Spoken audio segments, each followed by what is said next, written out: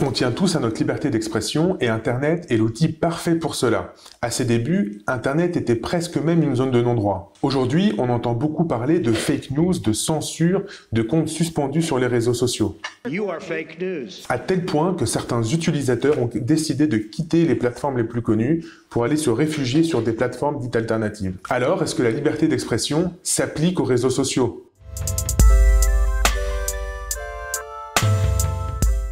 La liberté d'expression est un droit fondamental consacré par les textes fondateurs ou les constitutions des démocraties modernes. Elle connaît toutefois des limites, en France notamment la diffamation ou l'appel à la haine. Dans d'autres pays comme les États-Unis, les limites sont similaires mais moindres. Et il y a des pays où la liberté d'expression n'existe tout simplement pas, comme la Chine, où les réseaux sociaux sont surveillés, contrôlés et censurés par le Parti communiste chinois. Les réseaux sociaux sont des sociétés privées qui fournissent un service de communication, généralement soit pour publier du contenu, soit pour communiquer en messagerie privée avec d'autres utilisateurs.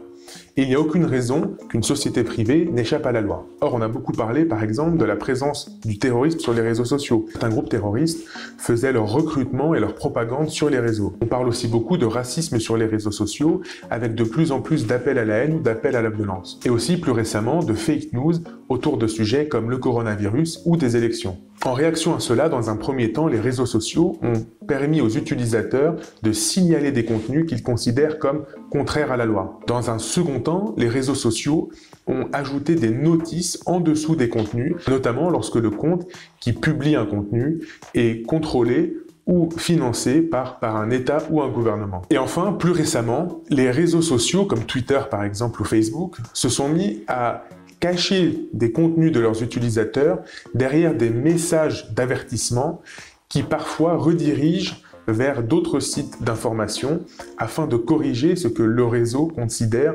comme une fausse information. Car ce qui distingue un réseau social d'un média, c'est que le réseau social se contente que de permettre à un utilisateur de poster son propre contenu, alors qu'un média effectue des choix éditoriaux, c'est-à-dire qu'il va trier, voire modifier un contenu qu'il va publier. Or, en adossant son propre contenu au contenu de son utilisateur, on pourrait qualifier les réseaux sociaux de médias. Or, cela a une conséquence grave pour les réseaux sociaux, puisque en devenant un média, ils verraient leur responsabilité engagée pour tous les contenus qui sont présents sur leur plateforme. Et c'est précisément le combat qu'est en train de mener Donald Trump contre la plateforme Twitter. On pourrait donc attaquer Twitter en diffamation pour un contenu qu'initialement un utilisateur a posté pour le simple fait que Twitter ait adossé à ce message un message d'avertissement. D'autre part, outre le côté juridique, les réseaux sociaux sont en train de créer une crise de confiance puisque l'on voit que de plus en plus d'utilisateurs quittent les plateformes les plus connues pour d'autres plateformes dites alternatives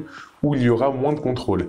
Et en faisant cela, ils ne font que déplacer le problème. En conclusion, je dirais qu'on n'arrivera jamais à mettre tout le monde d'accord sur toutes les idées. Et je pense que la manière la plus efficace de combattre une idée que l'on considère comme mauvaise, c'est par une autre idée.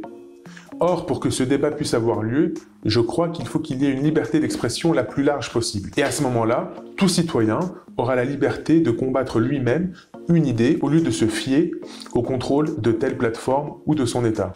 Alors oui, ça nécessite un effort de tous, et ce dialogue est d'autant plus facile aujourd'hui grâce aux réseaux sociaux précisément.